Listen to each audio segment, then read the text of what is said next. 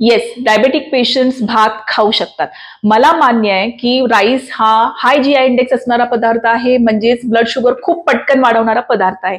But practically आपण भात नुसताच कधीच खात नाही. आपण भाताला नेहमी dal rice, chole rice, rajma rice, sambar rice, fish rice किंवा चिकन बिर्याणी, एग राईस अशा प्रकारे खातो. आणि या सर्व डिशेसमध्ये जर आपण पाहिलं तर भाताला नेहमी थोड्याफार प्रोटीन सोर्स सोबत पेअर केलेला आहे.